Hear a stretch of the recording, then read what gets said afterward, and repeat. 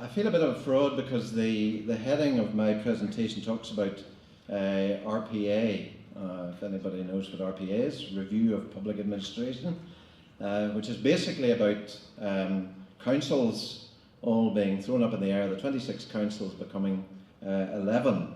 And I'm going to say something about that, but I want to talk first of all a bit about, because I'm an economist, I want to talk about what I know about, which is the economy and what's happening there and what it means for arts organisations and the sector in general, so that we understand the bigger and wider environment.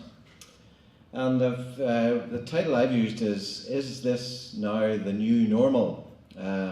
And what I mean by that is, after the recession, what is the new normal?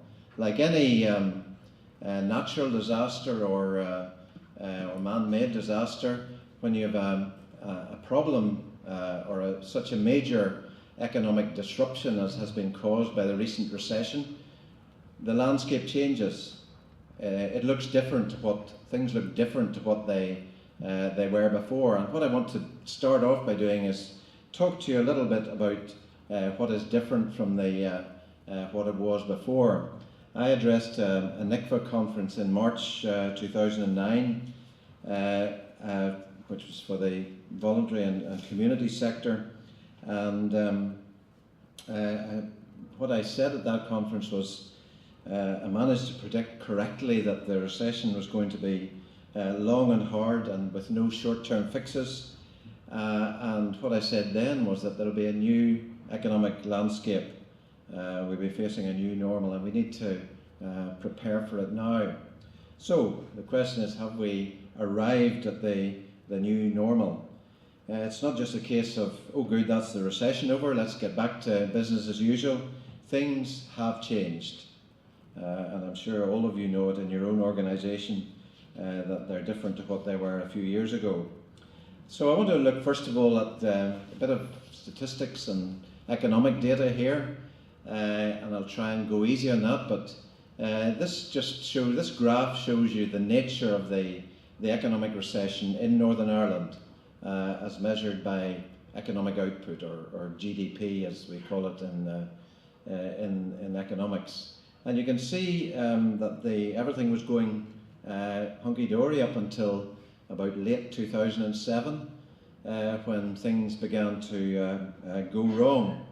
That's when it all went pear-shaped, and the graph starts to go down from that peak in the quarter two of 2007. And for 4 years we had a contracting or a declining economy.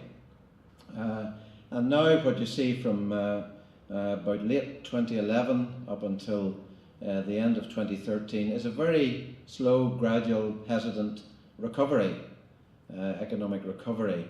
So things have picked up, but it's not. Somebody said it doesn't really feel like recovery. In fact, one of my colleagues, economist Richard Ramsey, you may have, from the Ulster Bank, you may have seen on TV or heard on the radio, said he wasn't quite sure if we're out of the woods yet or if we've just reached a large clearing in the forest. I thought that was a good way of putting it, because we don't know, and the important thing is what's going to happen beyond the end of the line that you see on the chart there. So the recession has been a result of external circumstances. It isn't just what's happened in Northern Ireland. And what has happened in the rest of the UK? The red line here is the economic performance of the UK economy. And it's interesting. As you can see, we had Northern Ireland, we had a sharper and earlier peak in economic activity, mainly due to the housing boom. And then we had a longer fall. The UK had a short, sharp fall and has since been recovering. And as you can see, is almost back to where it was in 2008.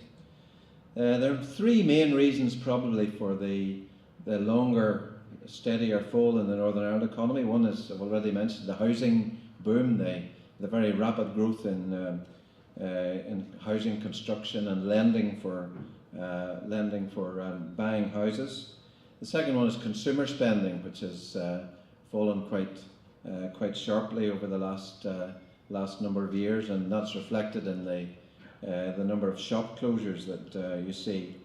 And the third one probably is the public spending situation, and I want to say a bit more about that in a moment.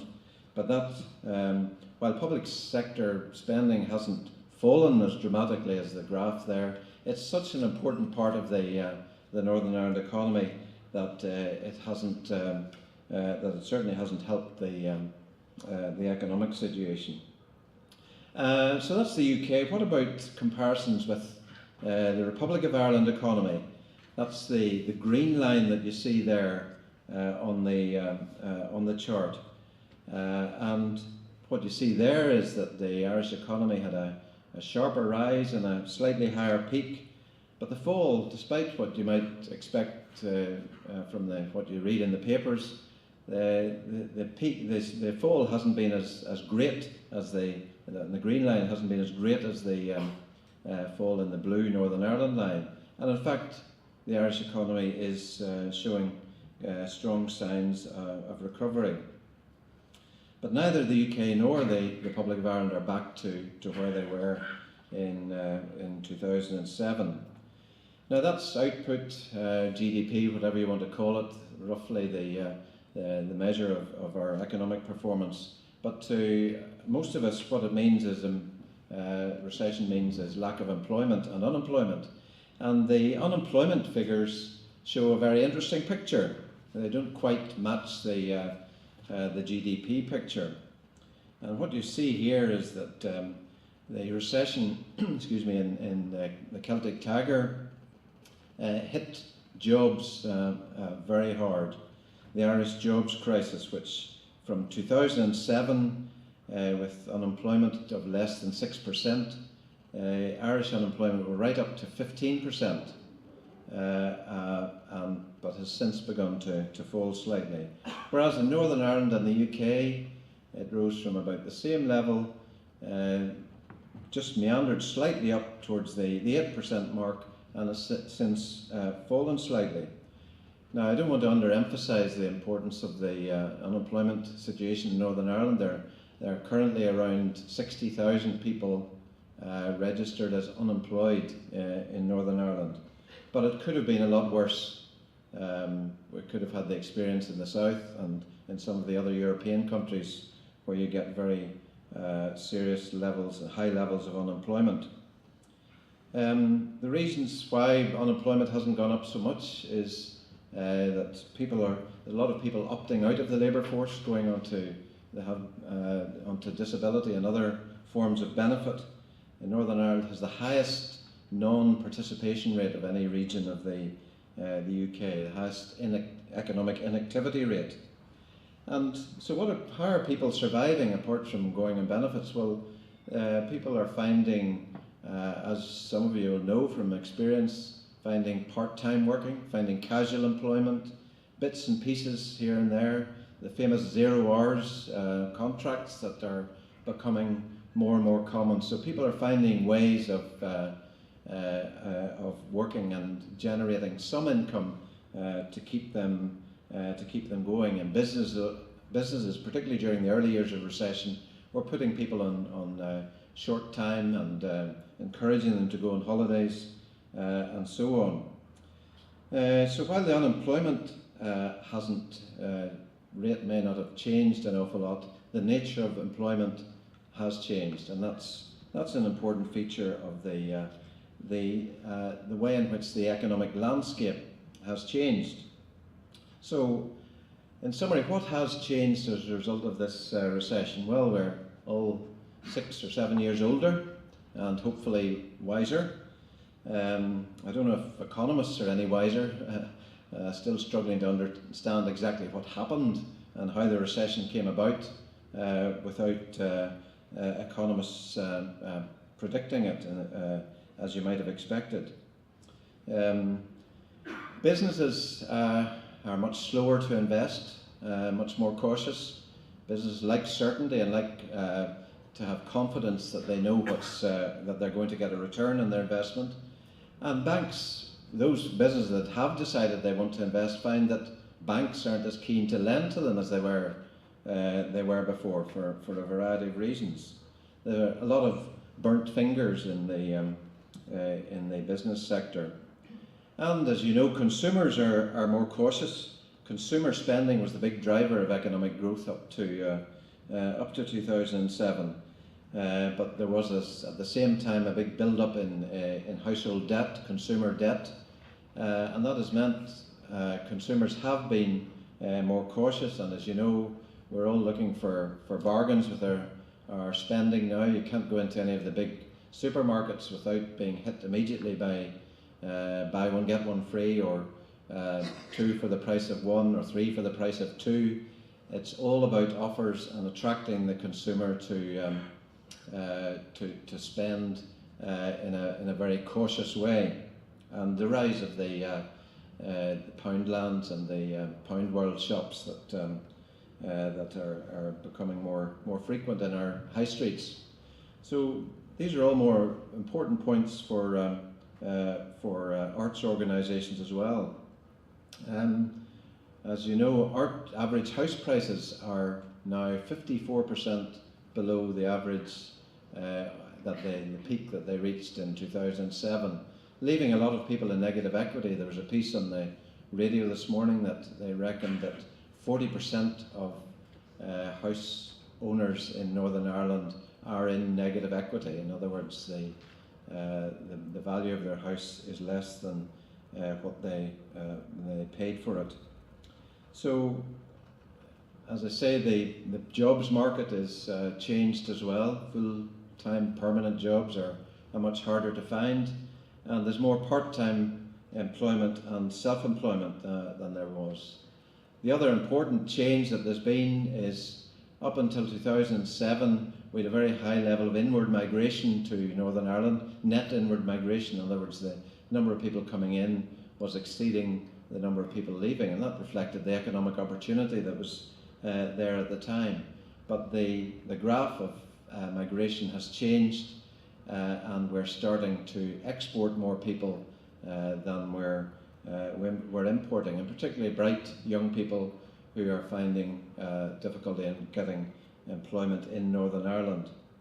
And finally, the important change, the other important change, as I mentioned already, is the government is committed to financial austerity. You've heard the A word today already.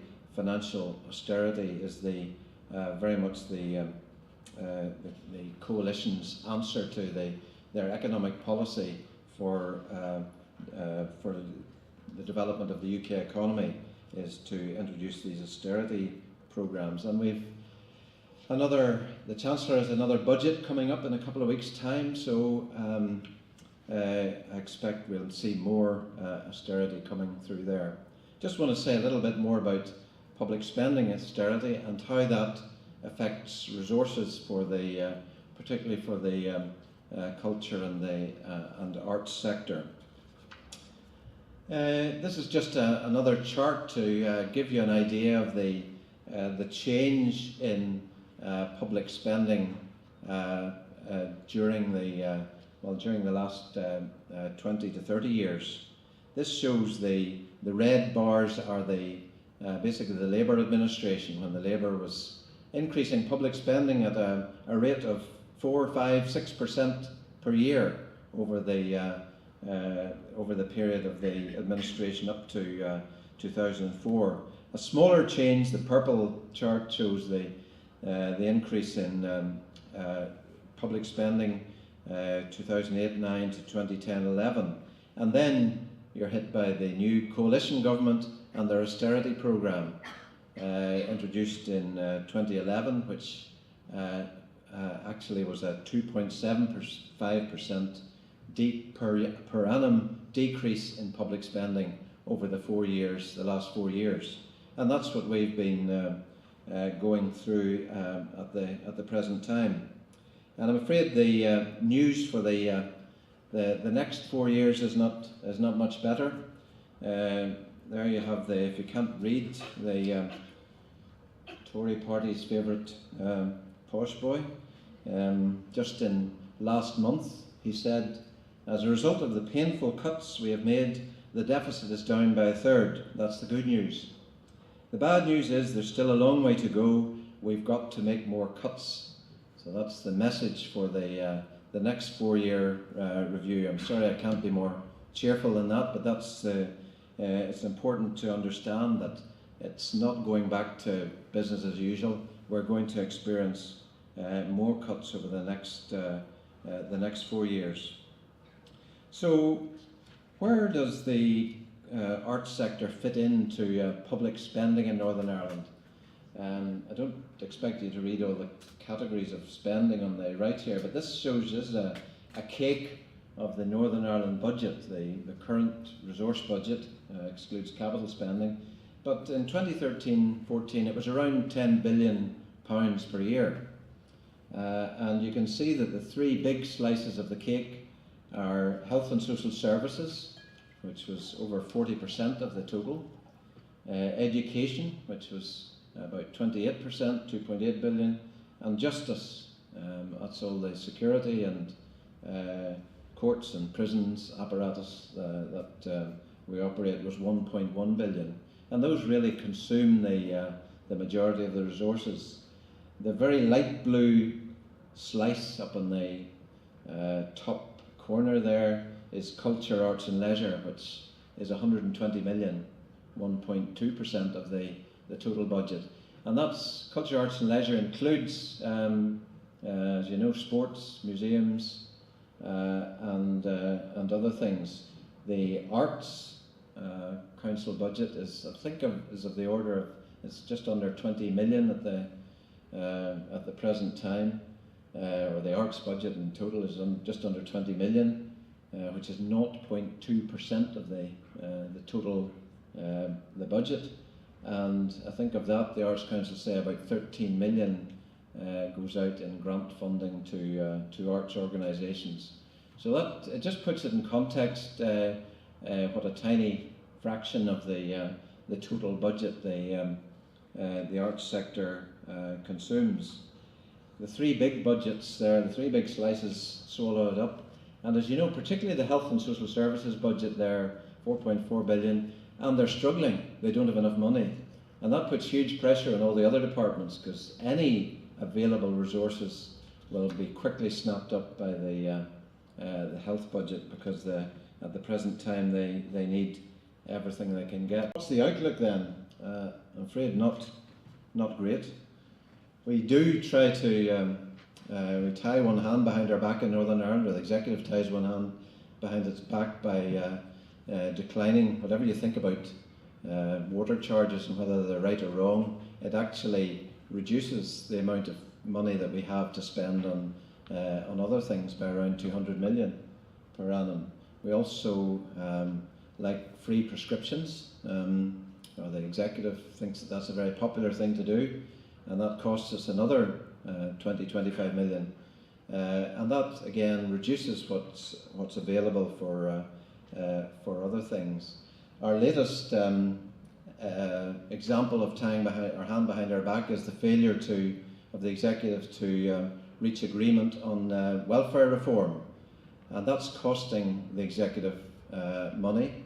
I think something like 16 million in the current year, but could go up to 200 to 300 million if they don't reach some agreement.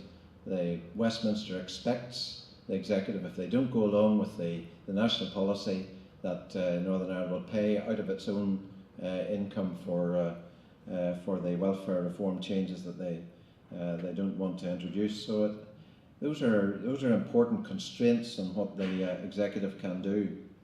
The messages coming from government and the executive and DFP at the moment are that spending will at best be flat up to 2017-18, and if they fail to reach agreement on welfare reform, there could be actually a cash reduction over the next period of spending. As I've said, there's huge pressure for resources from health services, and turning particularly to the culture, arts and leisure budget, the pressures, as you know, there will be the commitment to build a legacy for for the City of Culture in Derry, and on the sports side, delivery of the Sports Stadia programme, which is a capital programme, but it has resource implications as well.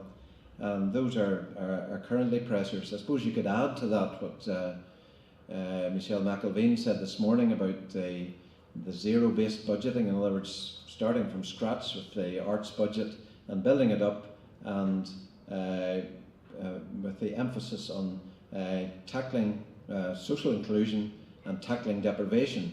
So you're actually being squeezed into that kind of framework, and that's where the priorities will be. It's quite clear for for culture, arts and leisure.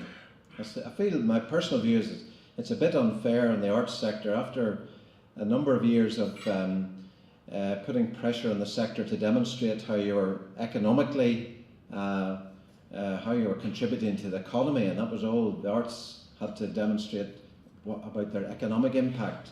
It's now going to be the new game is how are you demonstrating your impact on social inclusion and disadvantaged communities. I'm not saying either of those are a bad thing, but it puts additional pressure on the sector. And then turning to local government, I'll talk in a moment about the major changes that are happening in that sector, but their income in particular is hit by the recession. Any of the big shops that close, I mean, you as a consumer, as a shopper, you may be disappointed that International is disappearing, but it's actually, from the local government point of view, that's a huge rates income that the councils who are affected, who have International in their council area, will lose. So they're actually losing out from those closures. So what about turning to local government and the major restructuring that's happening, and the question of where will the arts figure in the agenda of the 11 new super councils.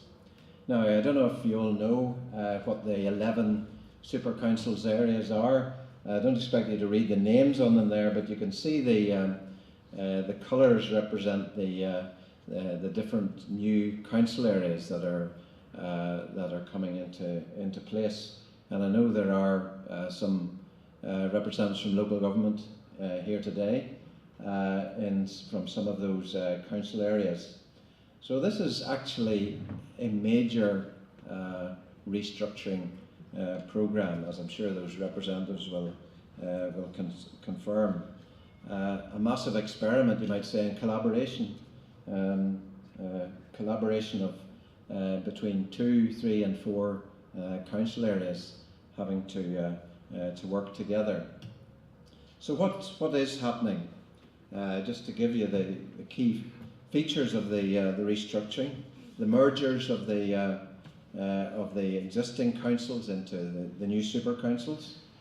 They're having some, I would say, modest new powers, particularly in the area of planning, but also community development, and getting limited additional resources from central government to do that. So they're being given a bigger job with less money. So you can guess the consequences of that for councils. The first major activity has been the appointment of the new chief executives, and 9 of the 11 have been appointed. If you want to know, the ones that haven't been appointed yet are Belfast, the big one, who's only advertised in December, and Lisburn and Castlereagh Council, which actually thought they'd appointed someone, but when a better job came up, the guy who was appointed decided to take the other job rather than go with Lisburn and Castlereagh. I don't know what he knew about Lisburn and Castlereagh that turned him off, but so that's only the first part of it. You then have all the senior staff appointments, and what you have is, if you have 2 or 3 council areas coming together, you have existing directors of finance, existing directors of culture, arts and leisure in those councils coming together and competing for the new job in the new super council. So there's an absolute massive inward focus, and people are concerned about understandably about their job and where they're going to be in the new organisation. So it's a very disruptive period for councils. And of course, in the middle of all that, the elections are coming up in May this year. They're going to operate shadow councils, as they call them, for the period 2014-15, and then full operation will happen from the 1st of April next year. So you can imagine the turmoil and the activity that's going on in councils at the present time, and I personally was involved in a merger in my old organisation, PricewaterhouseCoopers. PricewaterhouseCoopers spent about a year merging with Coopers and Lybrand, and we became PricewaterhouseCoopers.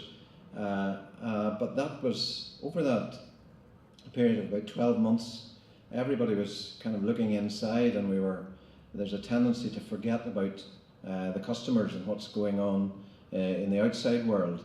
And there's a lot of that happening in councils in Northern Ireland, and indeed councils across the border as well in the south of Ireland, where they're going through an even more dramatic restructuring of their activity. So when that happens, there's an inward-looking process that takes place, and the outward, they forget about the outward for a while, and the customers. The other major change in local governments is the community planning facility. Now, a number of you may be aware of community planning and what it's all about. It's still a bit of a mystery to a lot of us, I think, but the idea is that councils will bring together all the statutory authorities in their area and develop a kind of a joint community plan for their area, which will show how everything fits together and works efficiently. And there'll be a huge consultation process as well as that. So again, that's going to take time for that process to happen. And finally, just in terms of one of the important changes, particularly for the voluntary community sector, is that there are powers transferring over from Department for Social Development to local councils to promote community development, and a lot of responsibility, as I say, with not a lot of additional money to do so. So what are the implications for arts and culture services in the middle of this? Well, it might be better asking some of our colleagues from the councils to come up and tell us their experience, but this is my interpretation. First of all, it's going to take, as I say, some time for the structures to bed down, for the councils to find their feet, to do their community plan, to work out how they're going to spend their money. And during that time, it's going to be difficult to see where the arts and culture fits in. The rate space, as I've said, is going to be affected by the recession, and they'll have more powers but reduced resources to do that. In my view, arts and culture is going to be down the priority list. I would suggest the first priority that councils will be thinking of is what flag they're going to fly outside the council building. Seriously, that'll be a major, be number one. I wouldn't be surprised if it was number one on the agenda of a lot of councils.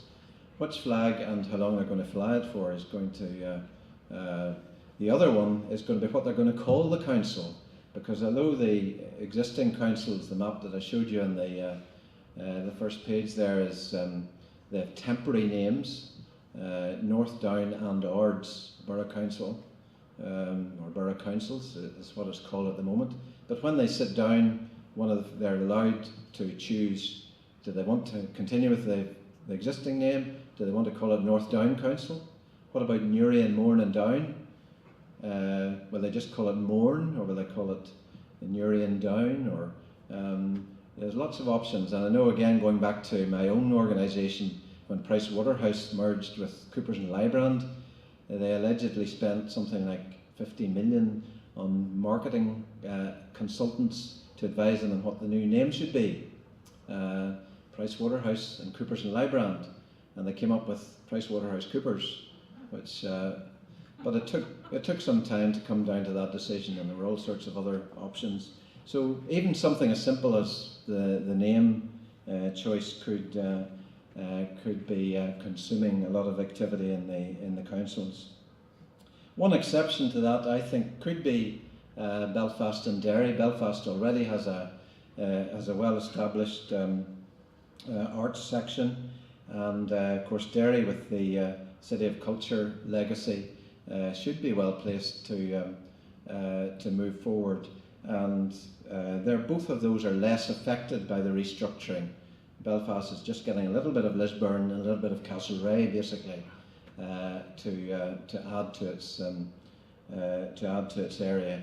Derry is combining with Strabane District Council, and while Strabane wants to maintain its place in the sun, that's the Derry City Council is very much the dominant council in that situation. So I'm afraid that's not all very positive, but just before I leave and leave you too depressed, I want to say something about the wellbeing debate in Northern Ireland, which is interesting. I don't know if anybody's come across this, but it started actually, believe it or not, with David Cameron, who in the middle of the recession thought, look, we really need to talk about something else other than GDP and the economy. Surely there's something else that's good, and we don't want to be talking about depressing things about the economy all the time. So he got very interested in the concept of well-being and what well-being meant for the country. It was been very well expressed in this quote, which I'll just read out. Gross national product does not allow for the health of our children, the quality of their education, or the joy of their play. It doesn't include the beauty of our poetry or the strength of our marriages, the intelligence of our public debate, or the integrity of our public officials. It measures neither our wit nor our courage, neither our compassion nor our devotion to our country. It measures everything, in short, except that which makes life worthwhile. And that was a quote by Robert F. Kennedy back in 1968. And this is the basis of the concept of well-being, trying to measure something beyond just the economy and what GDP is and what's the national output. And it's the concept of pulling economic well-being together with social well-being and environmental well-being together. The interesting thing politically is that both Simon Hamilton and Dathy Mackay are both very interested in this and have been together on the same platform talking about it. And I think that offers some hope for the way forward and allows us to... and for the arts sector, I believe that's important, because the arts sector has a very important role to play in that debate, and hopefully that will become evident. So finally then, just what is the new normal for the arts sector? Well, you know all about the changing audiences that you're experiencing, all of you, and I know there's new marketing strategies, new ways. You've heard of some of those this morning about how to connect better with your audiences, and I know Margaret will be saying more about that later on. You also know about, I don't need to tell you, about reducing public funding and looking for alternative sources from where that funding might come from. But what I would encourage you to think about are the opportunities to influence the debate that's happening, or some of the debates that are happening. The well-being debate. The arts sector has an important input to that well-being debate. You know all about the creative industries, and I think the arts sector has much more to contribute and to do in that sector. And finally, creating a shared society. We know all about how the politicians have really struggled hugely with the shared society concept and coming up with something where they can work together. TBUC, as it's known, together building a united community, was the kind of the lowest common denominator that they were able to agree to. But there is a real opportunity, I believe, for the arts to contribute to that debate. And I would encourage you to go out there and get involved, be collaborative, join together with others, look for the opportunities, engage with your counsellors, even though the RPA may take some time to settle down. You need to engage with the counsellors. There's going to be a new set of counsellors, fewer of them, and that's an important role for you as organisations to establish those kind of collaborative relationships, as well as with the people in the council staff. So thank you very much, and I hope that's given you some thoughts and ideas for the way forward.